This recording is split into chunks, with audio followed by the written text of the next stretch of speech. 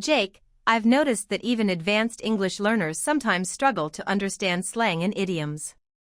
They can be confusing because the meaning isn't literal.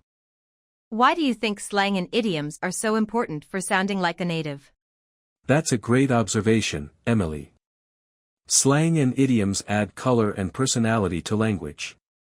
They show cultural understanding and help learners sound more natural and relaxed.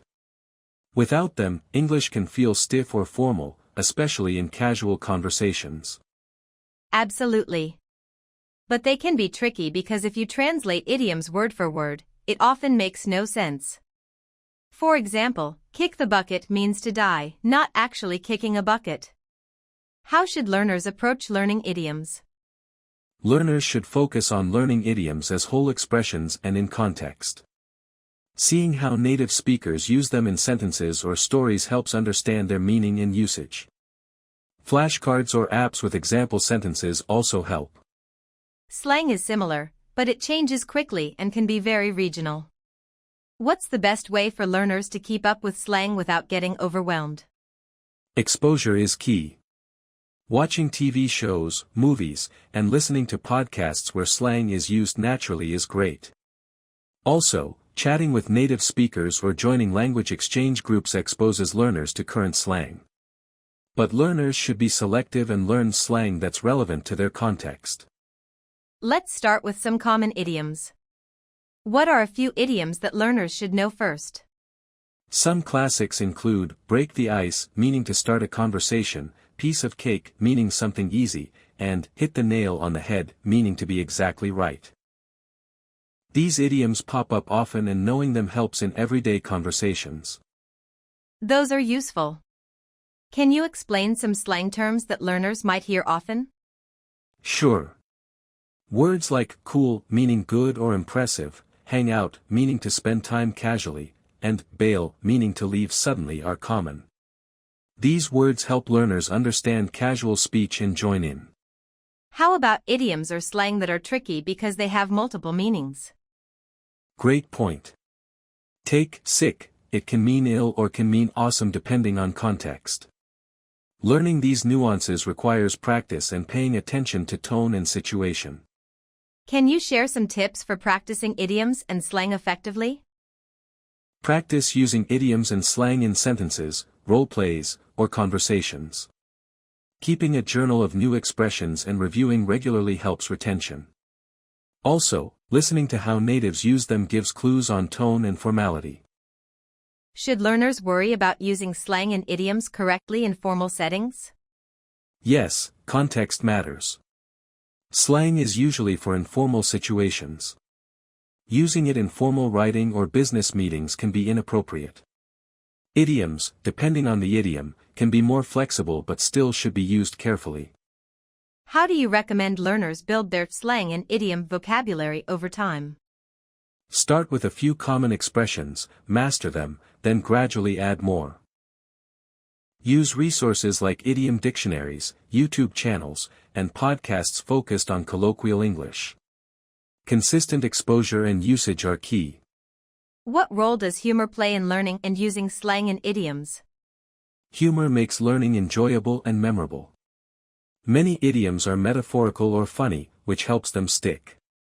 Using humor in conversations also builds rapport and shows cultural savvy. Can idioms and slang differ between countries? Definitely. American, British, Australian, and other English varieties have unique slang and idioms. Learners should be aware of this and choose expressions appropriate to the English they want to use. How do you suggest learners test their understanding of slang and idioms? Quizzes, flashcards, and writing sentences using new expressions are helpful. Also, trying to recognize and explain idioms or slang in movies or shows tests comprehension. Do you think learners should try to use slang and idioms actively, or just understand them passively? Both are important. Understanding slang and idioms helps in listening and reading, but using them actively boosts fluency and makes conversations more natural. Starting small and practicing in safe settings builds confidence. Let's dive deeper into some popular idioms and slang that learners encounter frequently. For instance, spill the beans. What does that mean and how is it used? Spill the beans means to reveal a secret or disclose information prematurely. For example, if someone accidentally tells a surprise party plan, you can say, "You spilled the beans." It's informal and commonly used in everyday conversation. That's a fun one. What about beat around the bush? That means avoiding the main topic or not speaking directly about something. For example, stop beating around the bush and tell me what happened. It's a useful idiom for encouraging direct communication. I've heard cut to the chase used similarly. Exactly. Cut to the chase means to get straight to the point without wasting time. It's often used in business or casual conversations to encourage efficiency. Let's switch to some slang words.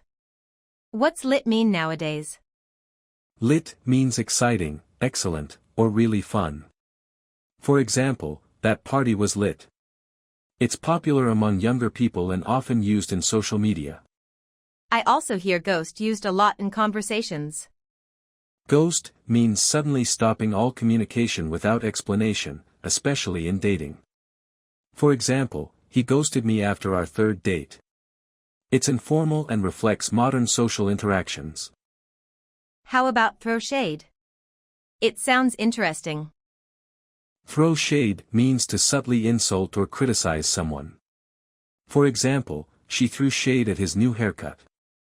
It's playful but can be serious depending on context. Some slang changes quickly. How do learners keep up?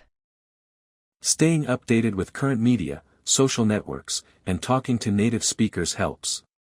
But they should be careful not to use outdated or overly regional slang that might confuse listeners.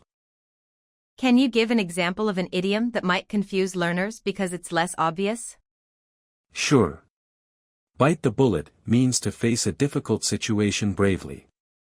It's not literal, so learners need to learn it as a phrase and understand the context. What's a good way for learners to memorize idioms like that? Creating mental images or stories around the idiom helps. For bite the bullet, imagining someone literally biting a bullet during a tough moment makes it memorable. Also, practicing idioms in sentences or conversations reinforces learning. Are there idioms that involve animals? Plenty. Let the cat out of the bag means to reveal a secret. Hold your horses means wait or be patient. Curiosity killed the cat warns against unnecessary investigation. These idioms add color and are fun to learn. Some slang involves abbreviations like FOMO. Can you explain that? FOMO stands for fear of missing out. It describes anxiety about missing exciting events others are experiencing. It's a modern slang term often used on social media. What about GOAT? GOAT means greatest of all time. It's used to praise someone's skills, especially in sports or entertainment. For example, she's the GOAT of tennis. How can learners practice using slang and idioms naturally without sounding forced? Practice is key. Use expressions in casual conversations or role plays. Don't overuse them, choose 1 or 2 idioms per conversation. Listening and mimicking native speakers helps with timing and tone. Are there cultural pitfalls learners should be aware of with slang? Yes, some slang can be offensive or inappropriate. Learners should understand the social context and avoid slang that might be rude or outdated. When in doubt, ask a native speaker or avoid using it publicly. Can you recommend any resources for learning slang and idioms? Websites like Urban Dictionary explain slang. Podcasts and YouTube channels dedicated to idioms are great. Also, watching TV shows or movies with subtitles helps learners hear and see slang in context.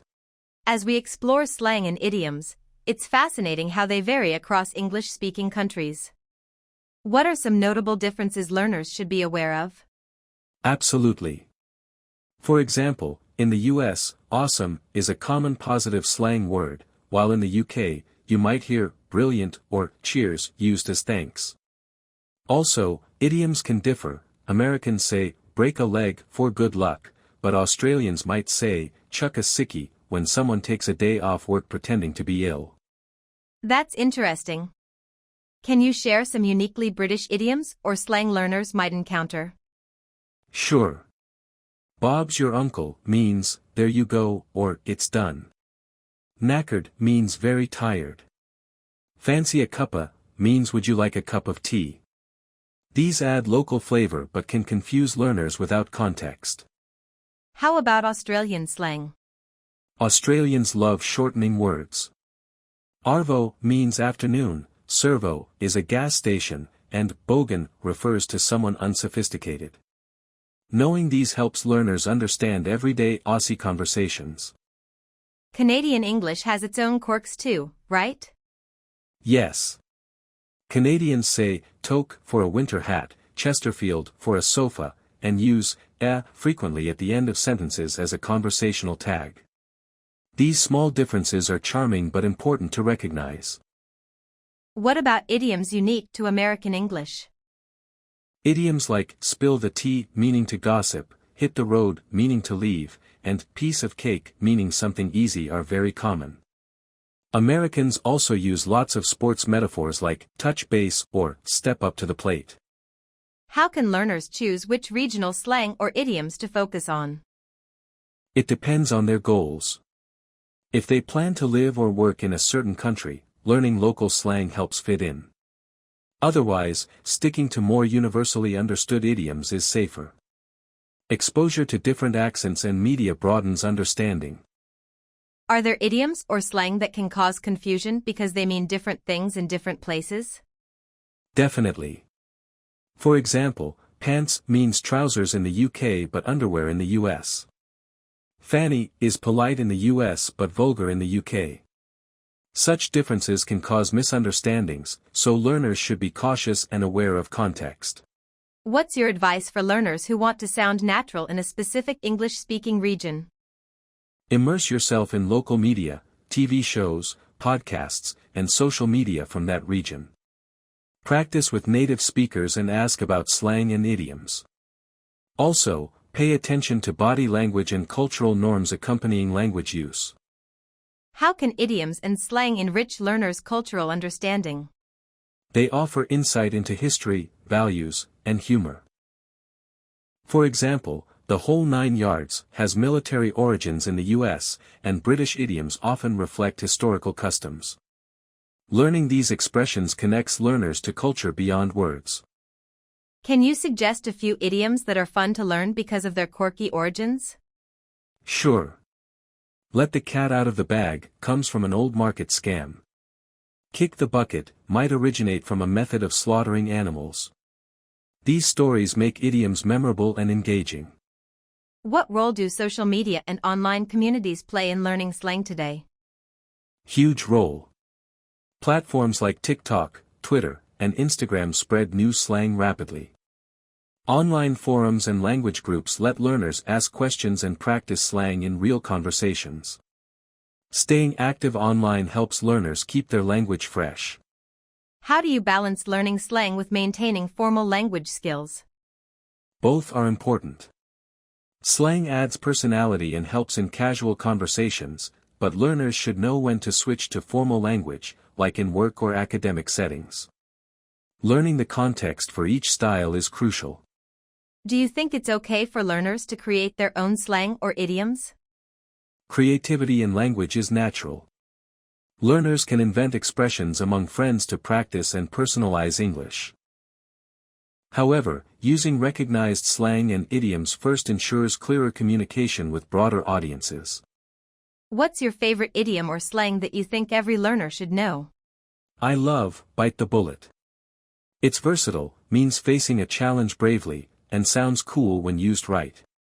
It's a great confidence booster in conversations.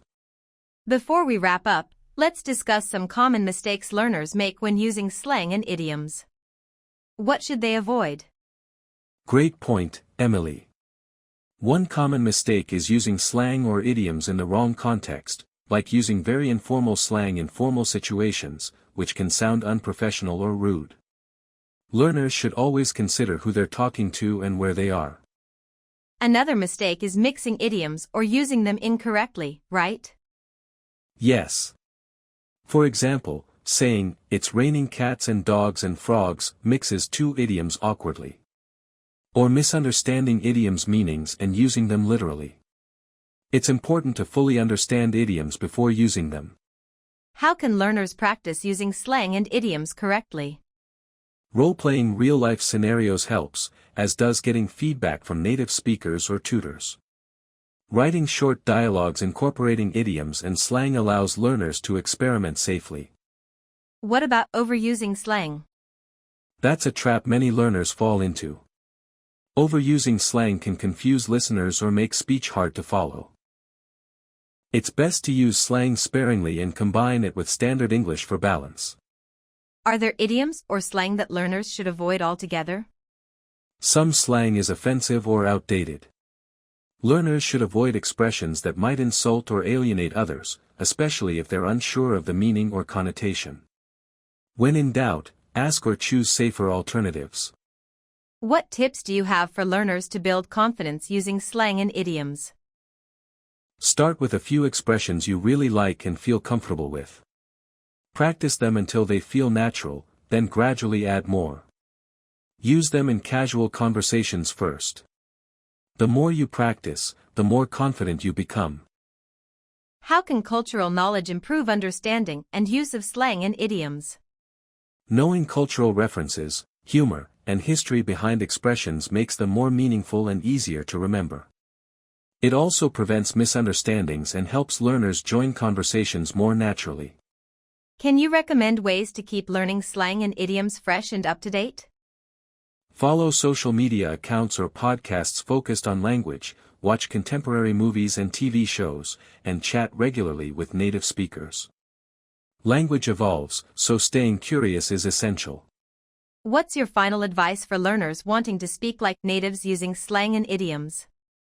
Embrace the learning journey with an open mind.